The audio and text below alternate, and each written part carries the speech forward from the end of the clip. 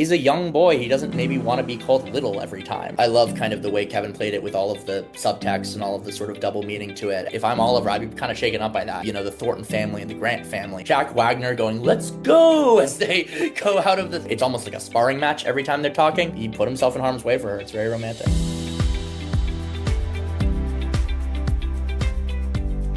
Hi, everyone. Welcome to the Heart in Motion podcast. I'm so excited to be talking with Max Rosenblum. Hi, Max. How are you doing? I'm good. Thank you so much for having me.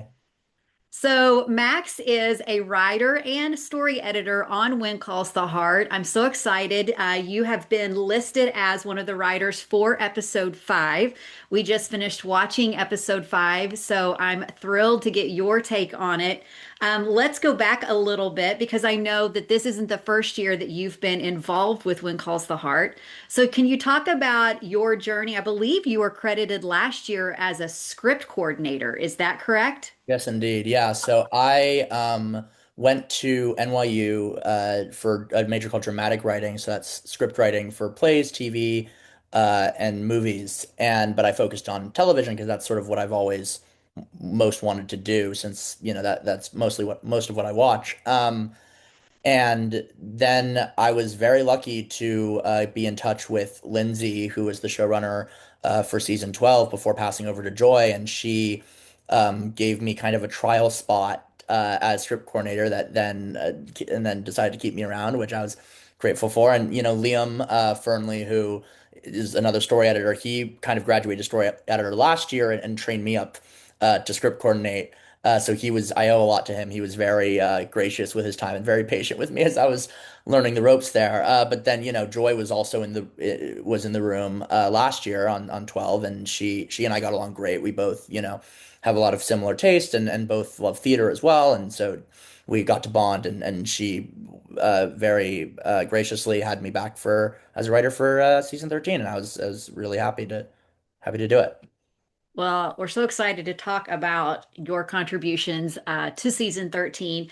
Hearties love a little bit of the behind the scenes. So, and we're going to get a little businessy for just a minute, but like, what is a script coordinator? How important that role is getting this, I don't know anything Yeah. about it. So talk a little bit about that. Yeah, it's an incredibly important role and incredibly d difficult. It's when the writers finish the script, they give it to you, and you're in the room. Also, you get to sort of participate and kind of your job is to sort of keep track of everything. Basically, is it in terms of the between the production and the writers. So it's whenever something changes in a script, whenever there was a location that we were using that we now don't need anymore, or now we do need this location that wasn't in a previous draft.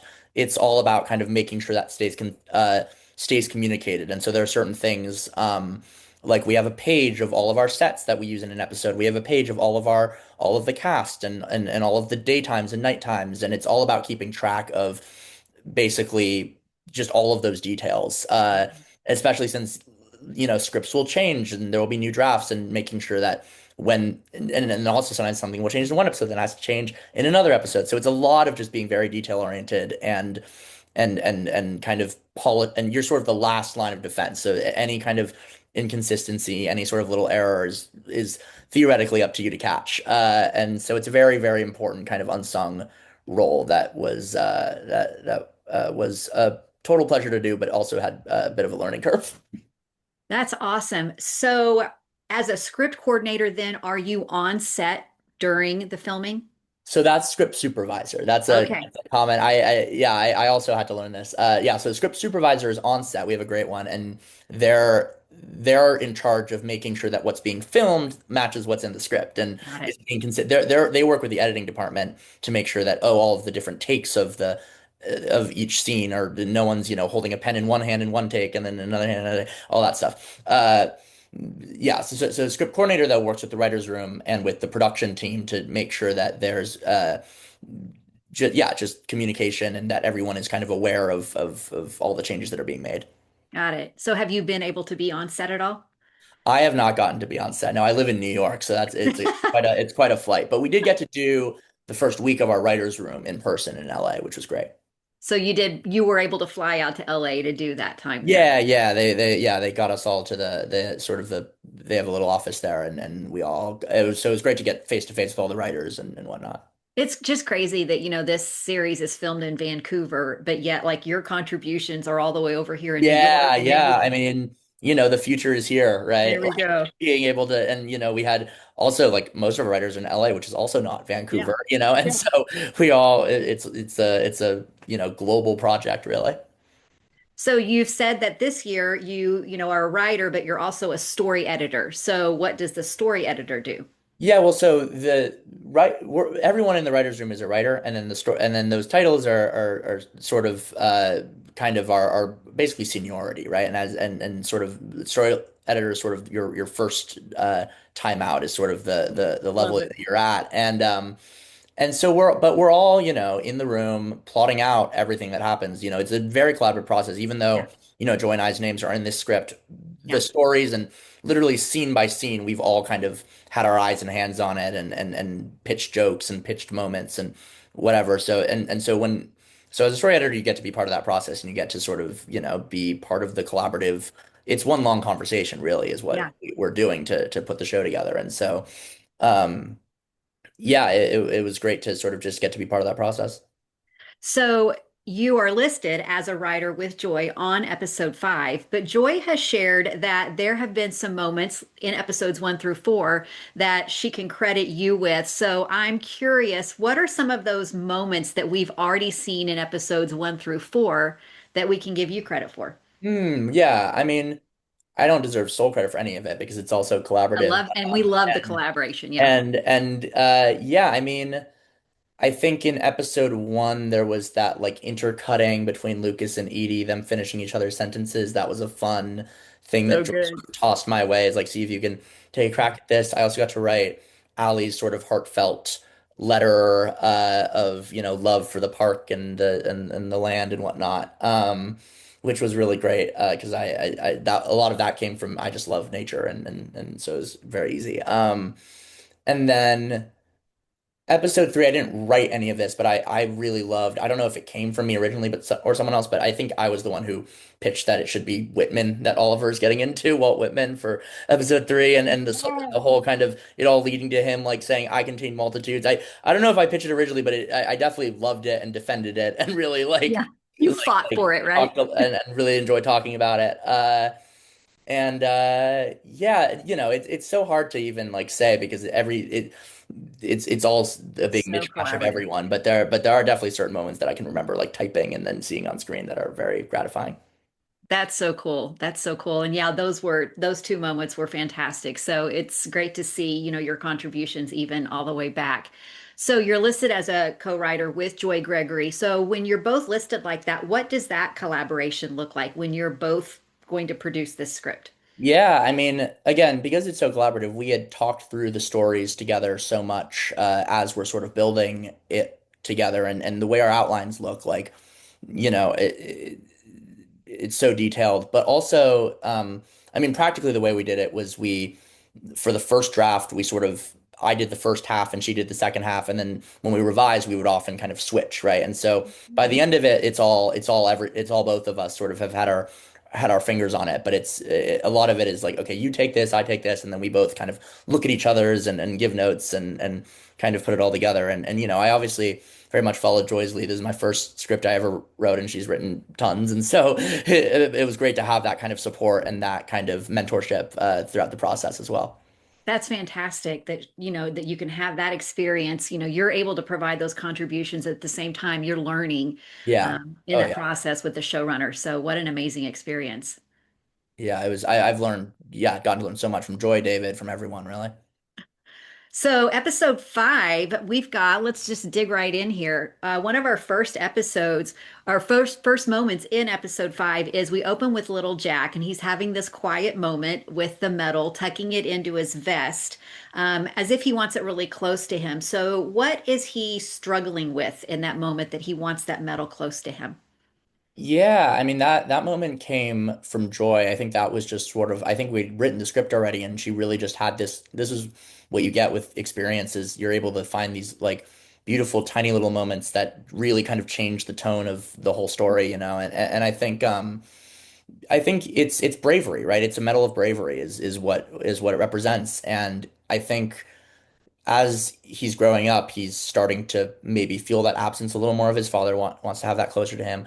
And also, he's been through a lot. He went through that whole health scare, at the end of last year. And I think that there's a feeling of him wanting to feel brave and wanting to feel like he's, unencumbered by any of that. Yeah. So Nathan plays a part in Little Jack deciding that he wants to change his name to Yeah. LJ. So talk about that decision in this moment to kind of grow Little Jack up a little bit and start calling Yeah. him LJ. Yeah, that was another tiny, like small thing that ended up being a really big thing that started with Joy saying, like he's a young boy. He doesn't maybe want to be called little every time, right? Like there's just a real thing there, but also with the overall themes of this episode being, growing up and kids kind of like starting to have these lives that are maybe a little bit bigger than their parents are able to totally wrap their heads around all the time, right?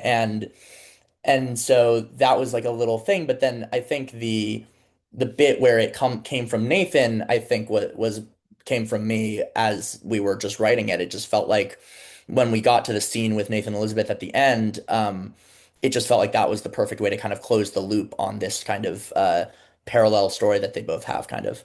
Yeah. I want to talk a little bit more about that as well, because watching their dynamic, even through the episode, was pretty amazing to watch. Right after that moment, we jump to Rosemary. And I don't know if people are picking up on this, and maybe I'm just dreaming it up, but maybe you can clear it up for us. So, Rosemary uses the line, the persistent population of one's wardrobe being a perennial pursuit. It's not the first time we've heard a bunch of P words. Even Erin uses them as she closes out filming at the end of season 13. So, am I just making that up, or is there some sort of reason why we keep hearing P words? I don't think that there's any hidden code in the P words or at least, but I will say the like I always say is definitely a running joke from I think it was we got to chat with Pascal and she said, you know what a running joke I always like is Rosemary says, like I always say, followed by something she and also probably no one else has ever said ever, and so that was my like playful riff on that. That was so great. And I thought, I'd like, I have to ask Max because it's like we keep hearing these little P words, and we just know that, you guys as writers probably sit in that room and go, oh, let's drop this one and see if they pick it up. So we Yeah, we're always not have we're to not ask. I don't know if we're playing fourth dimensional chess on quite that level, but we're very detailed. There's a lot of little clues for sure. I am loving Lee's arc this season. Wow, there's just so many things happening right now. He starts out by talking about how this rebuild is giving him energy and that that's exactly what he needs. But then later in the episode, it pushes back on this idea that ends up putting him in the infirmary. Yeah. So, first question is, did you guys keep in mind, this past concern that Lee has had about his health? Was there any conversation, first of all, about that? Oh, absolutely. Yeah. I mean, the fact that that's how he lost his father and that obviously really weighed on him in past seasons. And I think that is sort of how we buy that he believes, even though it doesn't ultimately turn out to be a heart attack, that is the thing he's the most scared of, really. And so that's obviously where his mind goes. And yeah, so that was definitely intentional. Can you talk about like that, finding that balance of he's saying it's giving me Yeah. energy and it's giving me life, but then that balance of, Rosemary saying and even Dr. Carter, that overdoing it. Talk about the conversations and writing that whole process. Yeah. We definitely like had a lot of back and forth on how to play that and how much foreshadowing to give you and how much to kind of put you on Lee's journey of, oh yay, this is a good thing. Oh no, Yeah. and sort of riding that roller coaster kind of with him. And I think that we sort of tried to strike a balance between the two. Where at the beginning, Rosemary makes a comment, he hasn't been sleeping much. Like there are things you can kind of tell, like he's running himself a little bit ragged. Yeah. He should maybe take a breath. But you know, because he's Lee, we sort of are with Rosemary in that word, like, yeah, you'll be fine. But where it ends up, I think it really came from this idea of, especially at the time, you know, mental health and all of that wasn't as a big part of the conversation, and the idea of, you know, the connection between your mind and your body, right? And the fact that when you're not able to kind of verbalize something, your body is still feeling it and your body is still reacting to it. And um that line from Faith where she goes, he says, I've been functional, and she says functional is not okay. That's something that I think I remember hearing that from a friend at one point and being like, oh wow, you're so right. Like that is, it's so easy for some people, myself included, to sort of work through things and to really just be a problem solver, you know, and Lee is very much that. Like there's never been a problem that he can't just kind of work his way out of, you know, and this is a situation where you know, I think part of it too is you know, for my generation, like when COVID hit and whatnot, like there was so much that we were excited for that didn't happen. And for Lee, you know, he had this big dream that went away. And when that happens, it's very hard to kind of like find your footing again and trust that, well, this next thing I'm very excited about now, that's not going to go up in flames, you know, because Yeah. that's already happened. And so I think there's a lot of that kind of weighing on him, that he was kind of pushing to the side or redirecting into this work that this his body then kind of teaches him, oh wait, I also need to look at this more directly and kind of grieve more Yeah. more directly and more openly. Kavan's performance when he's up in front of the council who's Yeah. trying to decide if he's going to get the job or not, followed by his response, even that close-up shot of him just like, what is happening to me? Do you Yeah. get to see the dailies? Did you see? Yeah, yeah, that was really like that whole I mean the I was very happy with that pitch scene, because that was a really difficult, it's one of those scenes that you don't think would be too difficult to write, but it is, because it could be dry, you know, it could be just, you know, a businessman pitching to build a thing. And so finding the emotion and finding the sort of finding that emotion from Lee was great, and then seeing that performed so beautifully. I think those were the first dailies that came in. I think Liam actually texted me like, Cavan looks like first dailies, Cavan did great. I was like, oh my God, I'm so excited to watch. Yeah. And so that was great to see. And then yeah, the watching the episode, the moment where he has his sort of his incident, like really I knew it was gonna happen, and even I was like, oh no, like they really kind of went for it, and I really Yeah. really appreciated that. Yeah. And I'm with you. You know, around that table, it could have just been a business conversation. There was so much heart and emotion in that. It was like Lee felt like, you know, this is that thing that I need. And yet, you know, we hear around the table even that compassion and that concern. And man, it was just so well done. Yeah, and we wanted to give him that, you know, that win that can then become something a Mhm. little more complicated, and see him actually fight for it. That was the other thing with that scene was, okay, what are the what are the arguments that these other people could have to kind of throw him off a little bit and get him to that more honest place? And, you know, how do we, Lee's our hero, we love him, we want, you know, we are obviously we all want him to get the bid, but we wanted to give him a little bit of a fight. Yeah. Yeah. Okay, so next in the episode, we've got Christopher and Gowen connecting, having a great father moment, father-son moment. They actually go out and do a little bit of looking for warblers. Mhm. That's hard to say. Most people, I won't know unless they love birds, may not know that warblers are really associated with fire and that they even thrive in a fire or a wildfire environment. Can you talk about the research that you guys did to kind of include that in the episode? Yeah, well, I love birds. But I actually didn't know this. This was something from something that I think Ali Devereaux had on hand. Probably they've used it before. A kind of guidebook to, you know, North American birds, and specifically in this area of Alberta, like what Yeah. are the species? And so it was just going through and finding like what would be there. And I think the fire thing, I also just like the word warbler. And so it was, yeah, so that was a great resource, and I love getting specific with the sort of the naturalist like details. So it was a great little moment for them. I'm curious, will we see the bird come back at all? I think we will see bird watching as a hobby continue. Okay. I don't know if the specific bird shows up again or not. I can't, I actually just literally can't remember. We always try to like, okay, because you guys are so good about dropping these little bitty nuggets. This is kind of build. They're like, The oh, bird that is was the key to the back whole here. thing. There you go, I don't know. guys. Watch for the birds, Yeah. right? So, shifting gears, again, Nathan is visibly on edge a little bit. We see that even when Oliver steps into the ash and kind of carries that forward. He's beginning to wrestle with this idea of Oliver and Allie. Can you talk about the decision to kind of give Nathan a bit of growing pains himself, like himself? Why was now the right time for that to happen? Yeah, I mean, I think just you look at the situation he's in, and his trainee, and now kind of his junior Mountie, junior constable is clearly interested in his daughter. Like that is a very awkward situation. I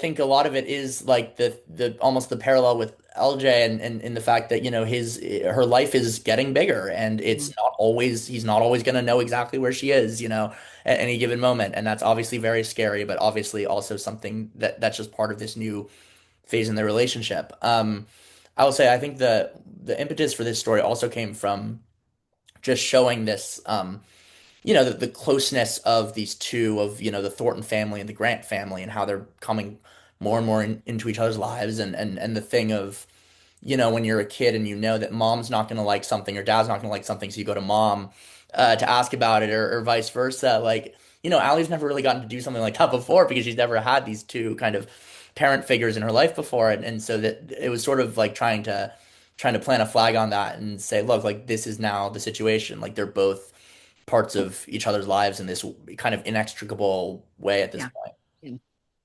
So we see Nathan ride the horse, ride Newton up to a conversation between Oliver and Allie. Oliver's knowledge of dinosaurs, it feels very specific. It's grounding. How did you land on that as something that Oliver would be passionate about? Yeah, well, so dinosaurs came from Liam. I have to give him all the credit. That was one of those Joy would have us come in on the first day of the room with just ideas, big or small. It could be an idea for a whole season arc, or like this fun thing happens, and Liam was also doing the research and saw that paleontology was having a big boom around this time, and so he was like, I just and he's a huge dinosaur nerd. I think I can say that, and it was something he bonded with his father over, and so he really just wanted them to find a fossil, and had all this knowledge about what kind of fossil it should be, and then but then I sort of wanted, so then we were thinking about this episode, I was thinking about Oliver sort of opening up to Allie emotionally and what could cause that. And I was like, oh, dinosaur. And the fact that, and it's so believable that someone like him would have had this obsession but then like linking it back sort of emotionally to his mother. Like it's one of those things where again, like as happens always in the writer's room, like two ideas become one, where one the dinosaur, and then we want Oliver to open up about something from his past. Okay, married, and then it worked out so well with he's up there with the investigation and all of that, and so Yeah. yeah. Do you guys just have like these fun, exciting moments when you're like, oh, it's all coming Oh my God, together? I mean all the time, and there's so many stuff. There's so much coming down the line too that I can like. I remember that happening for, and this was a big episode for that because we will often kind of figure out the stories kind of on their own first before blending them all together, and Yeah. it's called a blend when we do that. And sometimes that's really difficult because we'll see that things don't quite all fit together. And this one had some things because things were so kind of time sensitive. Like there were certain things that had to happen during the day or during the night. But also there were so many moments where we found like one of them was Gowan and Christopher coming across the kids. And it was a thing of, well, this is happening and this is happening. Oh, and this will be so powerful because then Christopher gets to see this thing that he might have been involved in and all of that. And so, yeah, there's just so many great. And I think because we have all our characters are so entwined in each other's lives and we literally have all our sets that are all next to each other, it makes it really easy to just kind of have things kind of cross over into other stories. I mean, also the fact that it's the tree planting that Yes. is what helps Lee heal and all that. There were lots of fun little almost like happy accidents in putting this Yes. together. It just feels like this season the stories are so well woven together. It's just Yeah. really fun to I mean, I think see. that is something that Joy and David in particular, like having all this experience, they kept reminding us, like, remember that all the other stories are happening. Yeah. Remember that everything else is also happening at the same time, and how can we bring it all together? Joy would also call it like town color whenever it's like, a scene about something else, but let's have Florence and Ned, doing something, and let's just really, be true to the fact that this is a small town where everyone is in each other's business. Everyone's always kind of around and helping out, and yeah. So Allie tells Oliver as they're sitting there having their little moment that he never has to leave if he doesn't want to. So why do you think she feels the need to say that? Is this reassurance more for him or for her? That's a good question. I think it could be a little bit of both. I think, I think on the surface, it's very much for him. It's very much, we had the birthday party last episode. It's very much like this is becoming a home for him. And this is her sort of affirming that of like, you have a home here, and and yeah, just they can bond over the fact that they've both had somewhat kind of unconventional or unstable childhoods, but now have both kind of found their way to this place and to each other, and so they don't have to be weighed down by that anymore if they don't want to be.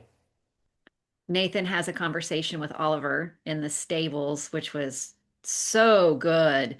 And he uses the word worthy. It comes up in a loaded way. Yeah, And so I'm curious, and it echoes language that Nathan has used before with yeah, Allie when she was talking about Wyatt. And yeah. so you can really feel that inner conflict. So was that callback intentional? Yeah, I mean, we definitely wanted to draw a distinction between Oliver and Wyatt, and I think they literally talk about it. Elizabeth says, it's different and it's somehow scarier because this is actually maybe a good thing for Allie, and something that she really is opening her up and is like inspiring her, and that's something that is both great but also even scarier than just, oh, she's sad about a boy, because sad about a boy she goes, crying back to her dad, but in this situation it's more she's slipping away a little bit, and so yeah, and that scene, was really, I love kind of the way Kevin played it with all of the subtext and all of the sort of double meaning to it. And I think that is really what he's concerned about in both senses, is like these kids, he really just sees them as kids, right? And they're becoming young adults, but it's him seeing them as kids and being worried that they're not quite ready to kind of take these next steps yet, and just wanting to know if he can trust them. And I think throughout the episode he kind of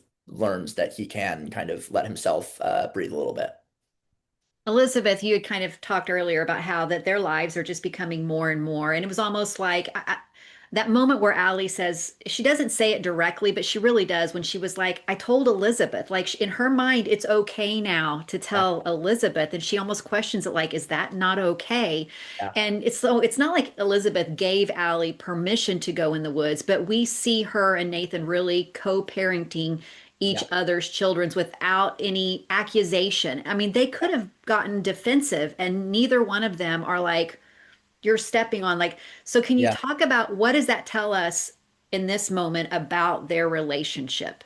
Yeah, I mean, I think it tells us that they're a great team, and that they kind of are able to kind of complement each other. And I think this, little bit of kind of awkwardness or unevenness just almost like teaches them that even more, right? Like it allows them to, I think, conflict brings people closer, and this little bit of like almost like miscommunication and confusion allows them to sort of realize just kind of what they're adding to each other's lives and what they're adding to each other's kids' lives. Absolutely. And we were gifted with another breakfast scene Mhm. between Nathan and Allie. I think we're going to start expecting one in every season. So if we could just go ahead and get that on the wish list again Look, for they four. have breakfast every day, so it's a likely place to find That them. would be great. So, how important in that moment was it to acknowledge that trust between Nathan and Allie? I mean, he's telling her, "I trust you," Yeah. but it's also reminding her that she's still young. So, can you talk about finding that balance in that conversation? Yeah, I mean, credit for that scene really should go to Joy. I think she did the first pass at that, and I think that was really kind of her speaking from her experience of, having raised a young adult, but also like I think it very much while we were working on the episode, I felt like there was that intergenerational conversation happening between Joy and I who remember being a kid more recently, and she remembers parenting her kid, but obviously she also was a teenager once, and so we had a lot to draw on in that sort of back and forth of like what is each side scared of, what is each side kind of hoping for in this relationship, and really kind of settling on the idea that it's a two-way street, right? Like, and in order to, and the kid has to be responsible to show the parent that they can trust them more, but also when the kid is responsible, the parent should be trusting them more, and Yeah. it really becomes, and I think like this is something I've gotten to experience, like just growing up and going from like seeing my parents as like just another fellow adult, right? And that's such an interesting kind of and beautiful kind of way to that a relationship keeps growing and keeps changing, right? And this is sort of Nathan and Allie both kind of in uncharted territory with this new kind of dynamic between them and kind of making it work. So Max, were you familiar with early on, one of the very first lessons when Nathan and Allie first come to Hope Valley? And Allie doesn't do something that she's supposed to do. And there's a line that many of us know where Nathan says to Allie, and I don't want to mess this up, I want to get it right. He says, do what you say you're going to do. yeah. In this episode, he says, be where you say you're going to be. Yeah. Did you know that when that was Yeah, written? yeah. I think Joy wrote that line in the scene, but I love like Allie's like introduction onto the show, and she's such Yeah. a like, spunky kid, and she's running off the bit that I got to do for episode one with her essay and how she ran away from school to go fishing in the creek, and I just love that as kind of her kind of introduction. Like that is like who she is at heart. She's a bit of a wanderer, right? Yeah. And so getting to and Nathan kind of and Nathan knows that and that's I think scary for him, but also something that is part of her that he loves and that he wants to be able to nurture, is the part of her that's always going to want to go run off into the woods and get Yes. fossils. And at the same time, it's such a strength for her, right? I Yeah, mean, of course. Yeah. it's such a gift for her. Yeah, and I think she's gotten more mature too, right? Like we saw her trespassing last season. She's not doing any of that anymore, right? She's learned from her mistakes Yeah. and is very kind of responsible and knows how to be safe. We saw her get out of that fire, and help keep her friends safe. And so, Yeah. yeah, I think he has a lot of reason to trust her. Yeah. Nathan uses the word love in front of Allie, and immediately she pushes back on that a little bit. Was that beat a moment just to land lightly or to expose just how big that word already feels for both of them? Yeah, I mean, I think it's a sign of Nathan kind of thinking several steps ahead when Yeah. and you notice Elizabeth doesn't really do that. Elizabeth has the tact to sort of not push Allie towards any given Yeah. definition of what is quite happening with her and Oliver. She just kind of takes it for what it is, which is right now they get along great, they inspire each other, they're going on adventures together. It's great.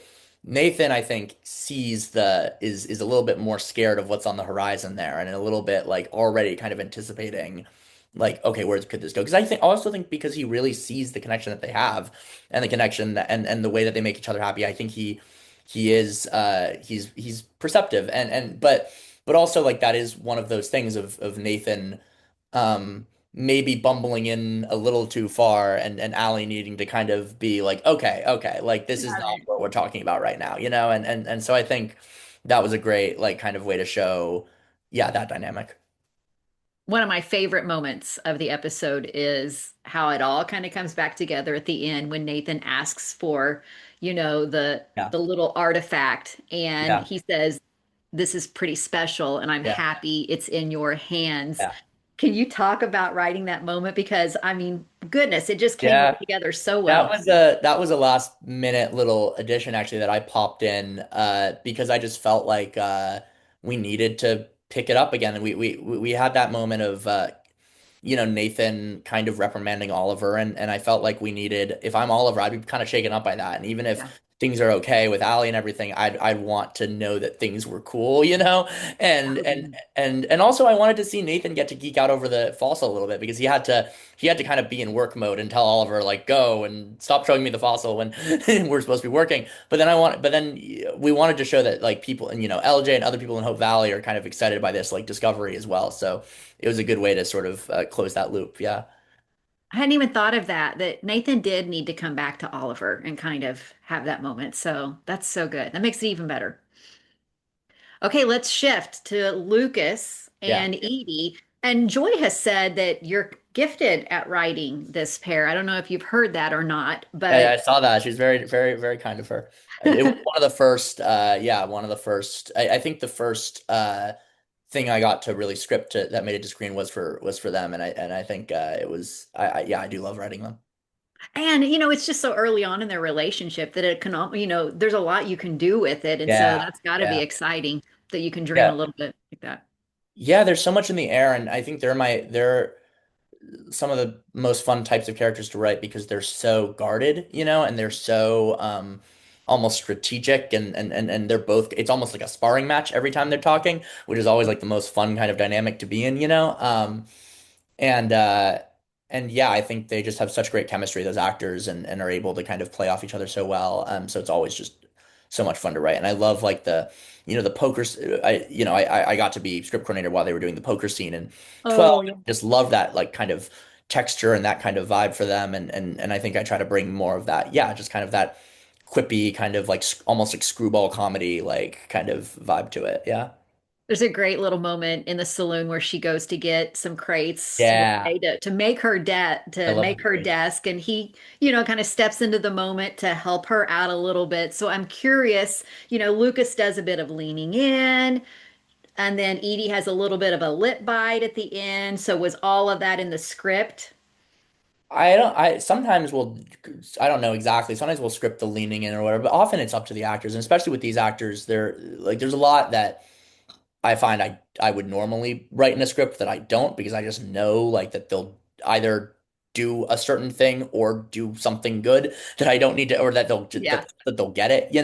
Like Yeah. I don't to write parenthetical flirty, every time they're flirting with each other because they know that's what's happening. And so I think that but this was definitely like showing them after being on slightly uneven footing in the last couple episodes, kind of finding their way back to the same kind Hmm. of place. And yeah, and I love the crates because I love how, resourceful and independent she is, and she's trying to show everyone that she doesn't need anyone, but of course Lucas is gonna help her. Absolutely. And so we get a fun little moment where as they're walking down Main Street, we've got to bring back in our gals so that, and I love Molly's line where she's like, yeah, they're acting like they're talking about Oh business yeah. right now. So you talk about that moment just a little bit. Yeah, I mean, I think that was Joy that took a first run at that, but I love how Florence and Molly are just kind of like the audience, they're Yeah. just sitting there watching everything happening. No, they kind of know a little more than the characters even are able to admit to each other. And again, just a way to, the other thing we were talking about was that it's just such a public thing for the two of them to be carrying that, desk across the street. And, it like we are talking about early stage in a relationship, like what are the kind of things that people do to move it forward? And we had stories of, being young and new in a place and people helping us move and how much of a kind of big act of kind of care that is. And also how, especially since I live in New York, David Gray went, spent a lot of time, lived here for a long time. And we were bonding over, just how difficult it is to move things in a city, and just specifically, and this shows up very literally, the how whenever you're carrying a giant piece of furniture off up some stairs, you're always worried it's going to come sliding down and kill you. And so there was it was that thing of like what does going above and beyond really look like here? And for us, it was, yeah, the fact that he's willing to, as the governor, be carrying a table across his street with this woman, in broad daylight, and everyone's commenting on it. And it's, they dance at the end of season 12, but this is another moment of really kind of showing off, like making their, Yeah. relationship, whatever it is at this point, kind Yeah. of a little more public. Okay, so I'm curious, who was the person in the room that was brave enough to say, we're going to totally do the friends thing and we're going to add in the pivot? Ha! Yeah. I think that was. I think it was like David when he was kind of I think he was the one with the initial pitch of moving incident leads to injury, and we, yeah, the friends, and yeah, I think we shared the clip in the group chat of when David Schwimmer did the prank of pretending like he had fallen and died, and she screams, and that we were like, that's what this is, that's what this has to be. um and Yeah, no, it's great. It's classic, and it's funny, but it's also he literally he put himself in harm's way for her. It's very romantic. I just love that you guys went there. That anybody watching this episode has, and I saw them start to go up the staircase, and I was like, "Oh, this looks very familiar." And then Yeah, you guys went there, and I was like, "Yes, they did." It was yes. so good. So then what was it? Because at the end of the episode, we've got, that Edie's being a little bit brave and she's kind of owning that there might be a little bit more there than just the business conversation. So what would you say it was that really got her to be that vulnerable in that moment and kind of put herself out there a little bit? Yeah, I mean, I think it's just it's learning that she can count on him and learning that she can trust him, right? I think that was a little bit of a question over the summer when he was kind of off working and she was busy. And then it was still a question with, the meeting and a couple of misconnections here and there. And so I think that she is more and more feeling comfortable, to use the poker terminology, showing her hand a little bit, and she Yeah. doesn't always have to be so guarded. I think he kind of shows his hand by being so forward with wanting to help her move and all of that. And so her in return kind of it definitely is a sense of them moving forward a little bit. And now it feels like the ball is like not in it's rather than being in someone's court, it's sort of up in the air between them, and we'll see, Yeah. where it goes. That's a good way to put that. Yeah. Well, we're excited to see where it goes. I'm really enjoying watching their journey together. So, we had a great moment with, we know now where this wrestling that Toby and Cooper are doing,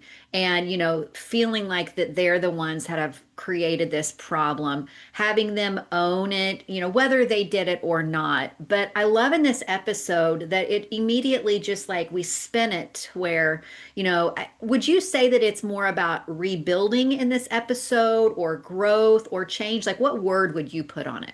Yeah, definitely a regrowth, maybe. I think, it's about how or healing, it's about how communities and how landscapes heal from tragedy and from, destruction, and but also, the new things that can kind of come out of that. And I think that's a theme throughout the whole season. Yeah. Yeah, yeah. Great addition of the research with the jack pines, which Yeah. are totally connected to the birds as well, that whole dynamic. And then Yeah. even the David Copperfield, that connection with the quote. Can you talk about Yeah. that research and bringing those moments in? Yeah, yeah, the Jack Pines. I think that was me and Liam. I think back when we didn't know exactly which, storyline was going to be in which episode, and I think we have a little more about kind of trees and fire down the line. But like um, yeah, I think we did a little book report on, here are the types of trees, and here's also like the best practices for planting. Some of the stuff that Lee says about, oh, you want to plant them, this many Yes. feet apart, and all of that. We wanted to sort of give each, we wanted to like let them learn a little more with each kind of step, right? We wanted Elizabeth to have a piece. We want Henry to be able to teach them something. We want Lee to be able to teach them something. And then yeah, the David Copperfield, I think, it started with we want part of why Elizabeth is worried about Cooper and Toby is they're missing assignments. And so then I thought, like, what if we did a thing where we kind of show that they have been doing this reading and whatnot and actually really internalizing it, and it's inspiring them to do another thing. So then I love Charles Dickens. I love that book. And so I was but I was just going through into my head of like, what are my favorite, like, kind of books and quotes about like being inspired to sort of do good, and that was one that stuck out to me. And so it was sort of reverse engineered from like, I want that moment with Toby, so then they're going to be reading David Copperfield at the beginning. But there's so many great, like, just universal themes in that book that kind of apply to everyone. And I think one of the things that I think all of us writers really like is being able to kind of reference our favorite books and whatnot. We have Whitman, we got Oscar Wilde last season, just getting Yeah. to kind of share the stuff that we like through Elizabeth and whatnot. And it's, I don't know if you guys meant to do this or not, but even Toby and Cooper, getting out there, planting the trees is in a way a callback to what Elizabeth taught them last season with the project-based learning. Oh, And, totally. Yeah. right? Yeah. I mean, I think Elizabeth is really like, she's always inspired her students to like take things into their own hands and to sort of follow their curiosity and their hearts. And so I think that they are very much like taking a page out of her playbook when they do this to begin with, even if, they're not telling her about it yet. Yeah. Okay, so we get to the end of the episode, and there have been several sort of cliffhangers this season on the end of our first five episodes. And this one, we have Gowen be the one, which it was so clever to have him come in early in the episode and kind of be involved in that conversation, that connection, so that later he opens up Christopher's trunk and he sees, I would say, concrete or something in Christopher's trunk. And then there's this moment. So something has shifted possibly in the investigation. I know you can't give anything away, but can you talk about your conversation deciding like here's where we're going to land in this moment? Yeah, I mean that was a early when we were just talking about the whole kind of sweep of this fire arc and how we wanted it to affect our people in these emotional ways.